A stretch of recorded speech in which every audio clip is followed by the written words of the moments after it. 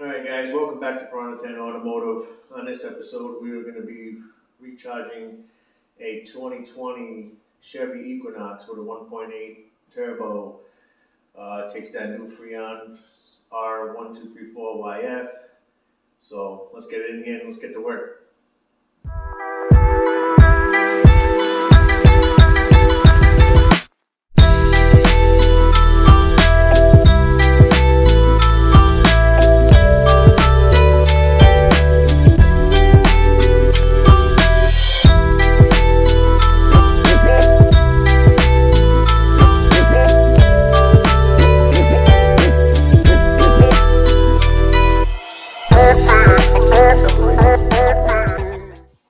Before you do any kind of AC work, go and get your freon professionally recovered. I've already done that on this vehicle. I've installed a new compressor, and now we are at the point where we are going to recharge the system. Now, I didn't take any film of that. I will make sure I get you on the next one. So again, don't forget to recover your freon responsibly. Alright, so the first thing I like to do is take a look around with my black light, see if we see any leaks at the joint, Schrader valves, AC compressor, anything that stands out. So let's take a look around.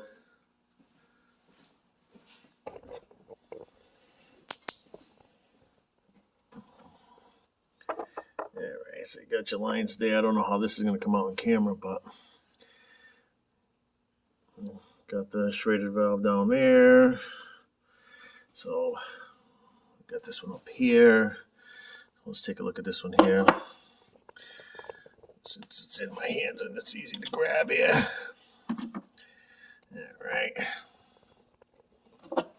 Position those guys.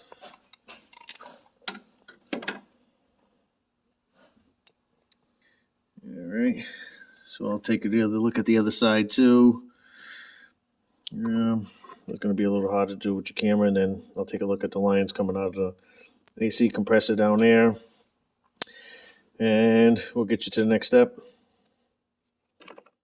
Alright, so with a R1234yf system, your R1234, 134A, whatever you want to call it, will work with this system. They're basically the same system. I mean, all you really have to do is get these little adapters to adapt, one for the high side, one for the low side, and then you can hook up your existing 134 manifold set right to these adapters.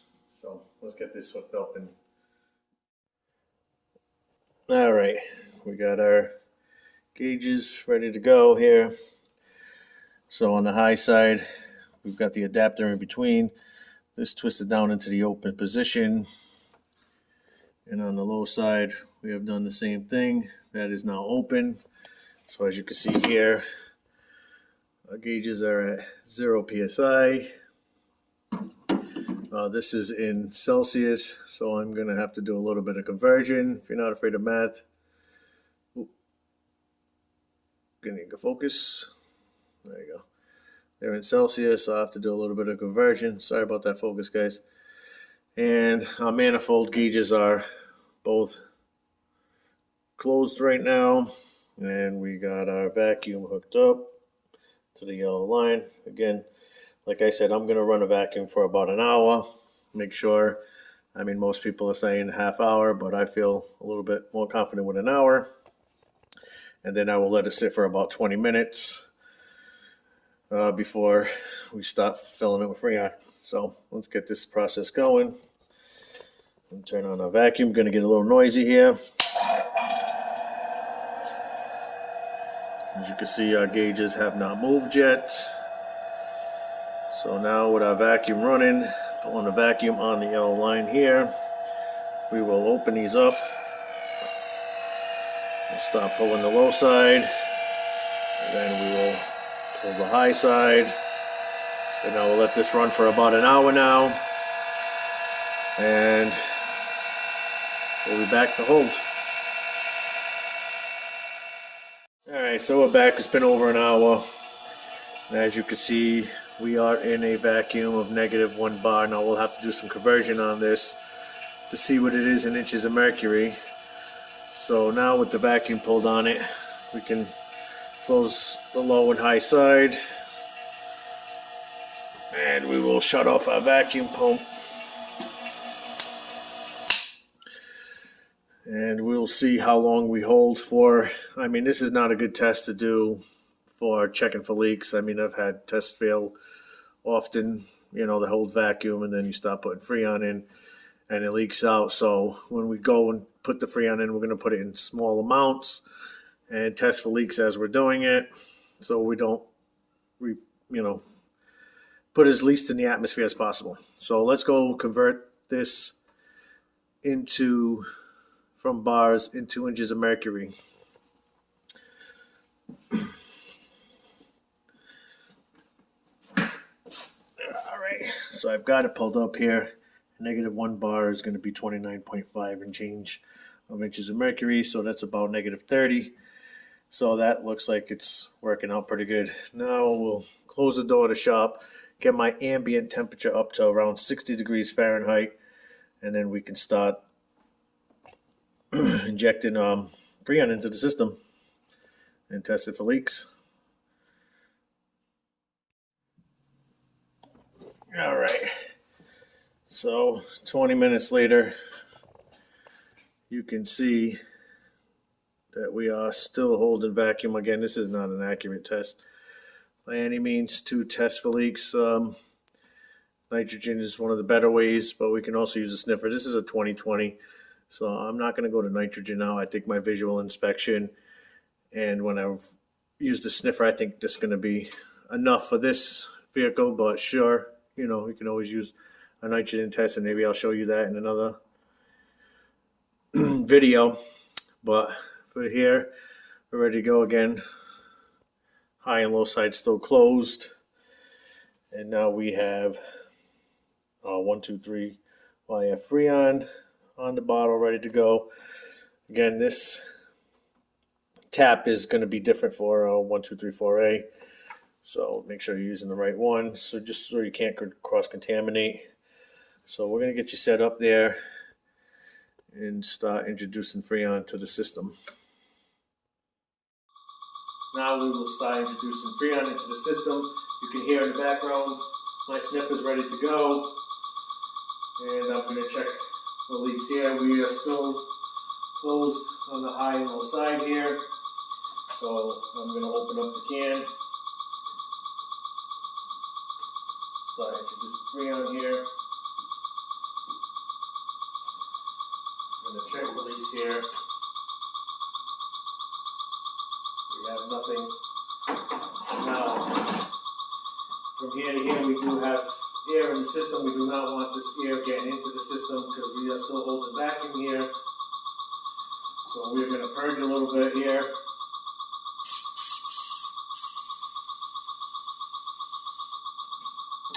Give this a little bit more here. Like that. Alright, that should be freon. As you can tell, we have freon leaking out of here. And you got a winner. Again, you don't have to buy 1234yf. A regular one will work. Alright, just go slow with it. Take your time. So now that we have air purged out of here, we've got freon coming out now. I'm going to do everything from the low side. While the vehicle's not running, you can do either side, but I prefer to stick with everything from the low side. So we will open up and allow freon into the system here.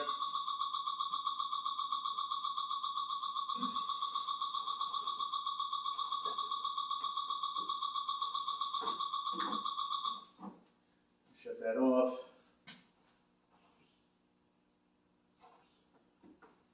Now we're going to let about 4 ounces. I do not have a scale, and I'll show you in the next clip.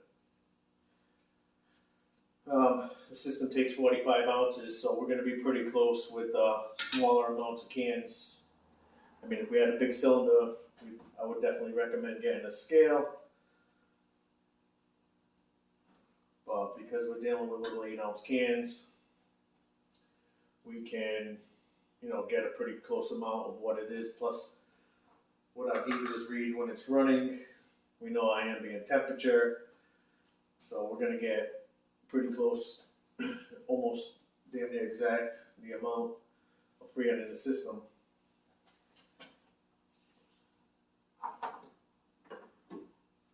So now with about a half a can running here,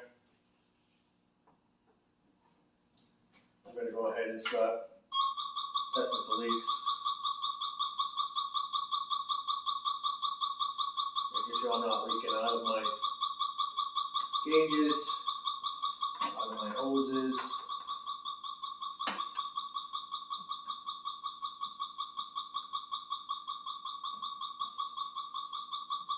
Down here, the lines.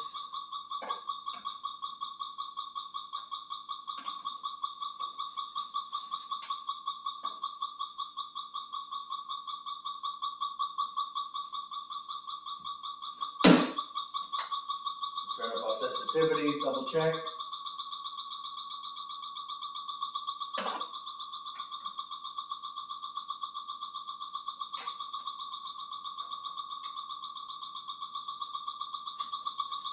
Again, the high side is still closed. We're only going to feed through the low side.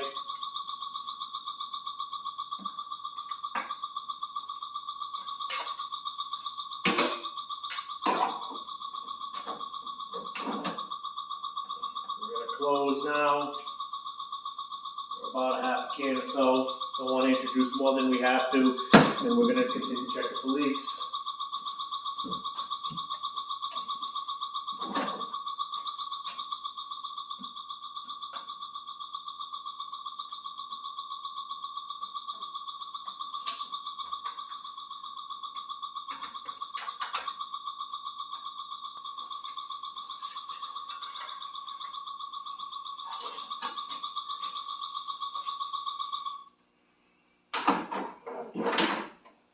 I'm going to continue checking for leaks out here, and then we'll take you inside the car. Alright, so we're back in the vehicle now. Now we'll put the fan blower on low, throw it up to the vents, so we can check the evaporator, make sure we don't have no freon coming into the vehicle. We don't want to kill our customer. Yeah, we do.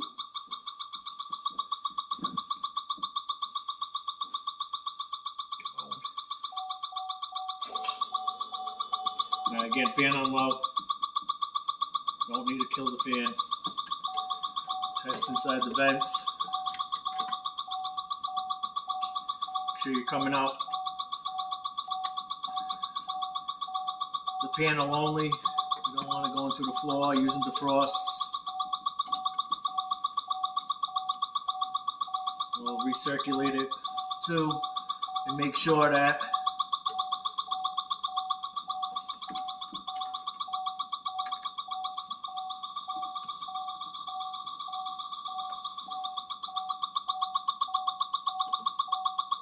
Alright, so the inside test is done.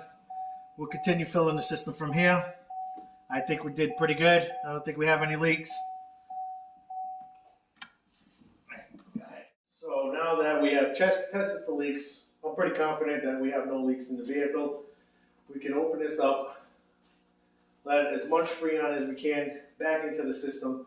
Again, I'm going to keep this closed. I like to keep the high side closed. Good rule of thumb, keep this closed when you're filling it. Use the low side, because if you forget that you turn this, you're going to have a problem. So now that I can start the vehicle safely, I know this is closed. I don't play with this after the vacuum. I always leave it closed. And you can see we have about about 2 bars on this side and 2 bars on this side. So we do have freon in the system, and we can convert this a little later. I'll show you how I convert it.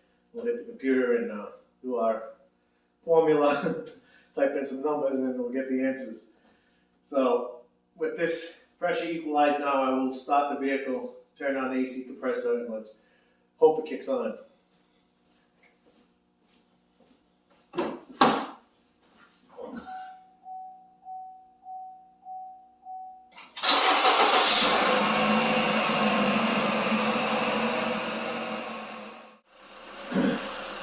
Now, sorry guys, with the car running, the AC compressor, the clutch is kicking on. I don't know if you can hear it. Let's see if I can get you guys a shot.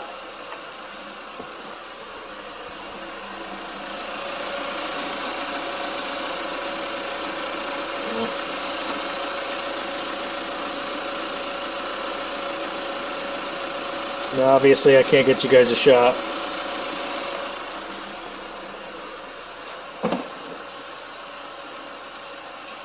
Well, I try to get you guys a shot. I'm just not going to be able to do that without, jacking up the car again. No lift, so it's the price you have to pay. It's the price I got to pay. You're just going to have to take my word on it that the AC compressor is now running. And we will let this freon get empty here.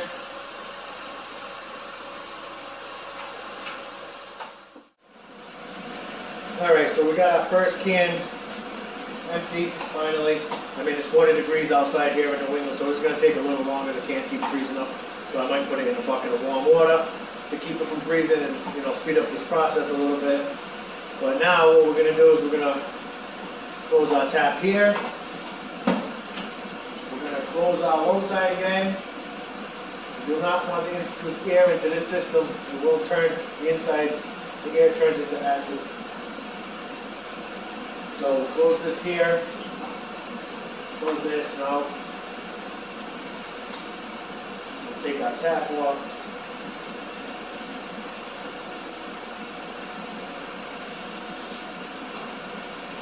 That can is empty. We'll stick our new can on. Open this up. So make sure you're up on your new valve.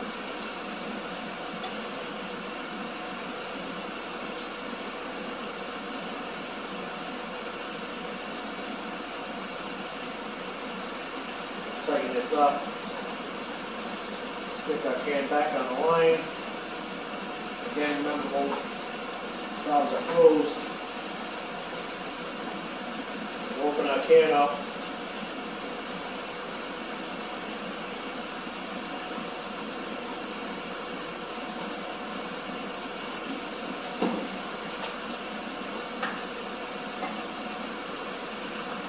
We'll purge any air.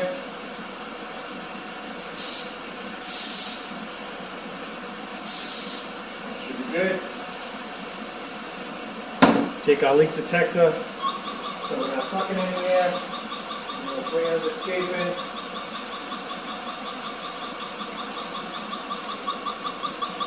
I mean, I would recommend doing this periodically. And now we'll turn on our low side. And we'll keep repeating this process until we get the proper amount of freon into the vehicle. Check your vehicle for what the proper amount is. I'll show you later on where to get it. So again, we're just going to repeat this process over and over until we get the proper amount in.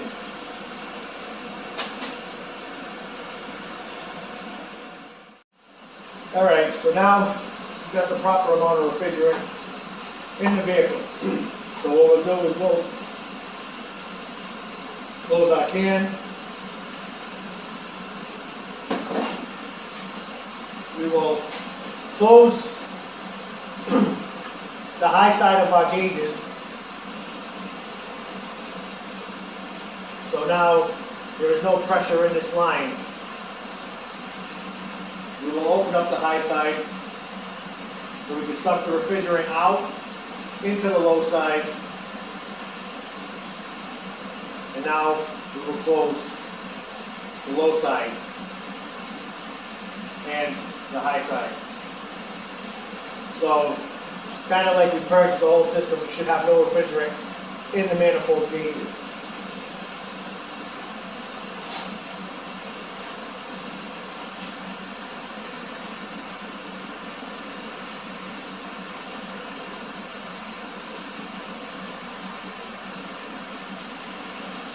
So now we'll take you to class and show you how all this works. Alright, so remember at the beginning of the video I had said I didn't have a scale.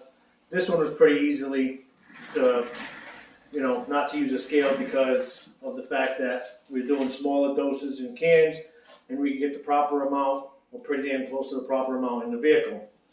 So if you look on the radiator support here, every vehicle is different, but on this particular vehicle, the radiator support will tell you which freon to use and how much freon is in there. So it's going to be 0.450 kilograms. And the PAG oil, I would look in your service data to see which PAG oil is. I do not have to add PAG oil to this vehicle because I replaced the AC compressor and it comes with the proper amount. You only have to put what you take out in. So you change the AC compressor, you got to look up and see how many ounces belongs in the AC compressor. If it comes with it, then you're set. Same thing with the condenser, evaporator, and so on and so forth. Each unit needs a proper amount of oil. We had none leak out, so we had no leaks when we initially started. So we know that the proper amount of oil is in this vehicle. So now we're going to convert it from 450 kilograms to ounces. And with our conversion calculator here, you could say we are taking 15.6 ounces. Each can is about 8 ounces. So 2 cans will be 16 ounces. So we'll be just a tad over. I mean, there's always a plus and minus in systems, and I think that'll be just fine. So now to check our gauges, again, like I said, we're in bar. So we get to convert this from bar to PSIs. So on the low side, 25 PSI, let's say we're around 60 degrees in here, we should be 1.7 bars on the low side. And then on the high side, it will be, again, at around 60 degrees, would be about 125 PSI. So I get to convert this to bars because I got a great metric gauge set. So we should be about 8.5, 8.6 bars on the high side. Let's see here. So here we have our temperature readings, which as you can see is a 65 degrees. So you have to do a little bit of math to get your PSI. That's why I started low, because if you do the math, it's about 10 PSI difference for every 5 degrees. And then same thing here is about 10 PSI, give or take, difference for every 5 degrees. So that's how I got to the numbers that I got here. Again, 60 degrees. I should be between 20 and 25 PSI. 60 degrees on the high side, 125 and 50. So now we'll go inside the vehicle and we'll get our gauges set up to show what we got. All right, guys, we're back here. We got our high and low side open. The car not running. We're sitting out idle. Both our manifold gauges are closed because we're not introducing any vacuum or freon on it. And as you can see here, now the vehicle is at 4 on the high side and about 4 on the low side. So, I mean, temperature-wise, I'm not going to go through what the conversion is on that. It really doesn't matter. I mean, we got equal pressure. It's good enough for me on the bars. So now we're going to go and start the vehicle and see what we get. We should have 8.5 on the high side and about 1.7 on the low side. And we'll start the vehicle and see what we get.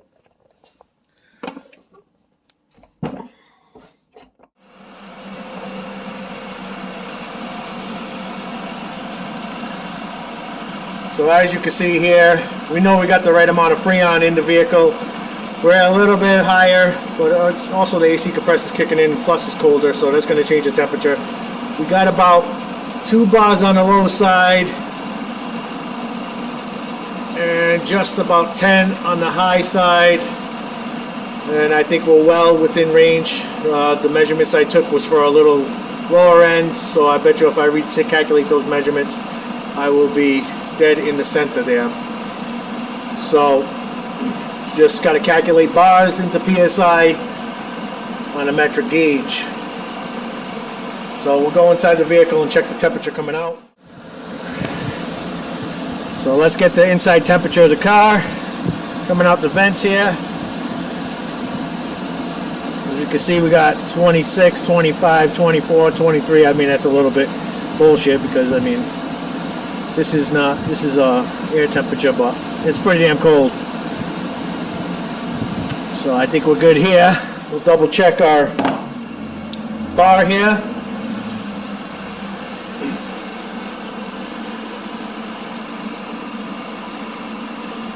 And we're just about 10 here. So we're well within our range of 8.5. And on the low side, we got about 2. So again, well within our range of 1.7. So I think we're fixed. Cold air, ready for the summer.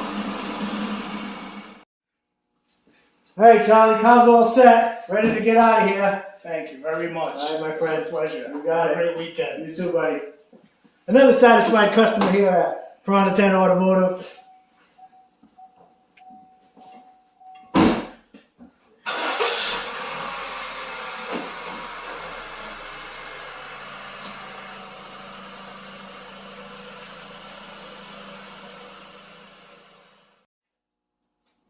Alright guys, another job done here at Piranha 10 Automotive. If you'd like to follow along on any projects here in the shop, don't forget to hit that subscribe button. If you like my videos, give me a thumbs up. If you don't like them, give me a thumbs down. Don't forget to hit that comment section down below. Let me know what you think. Follow me over at Facebook, Piranha 10, and we'll catch you on the next one.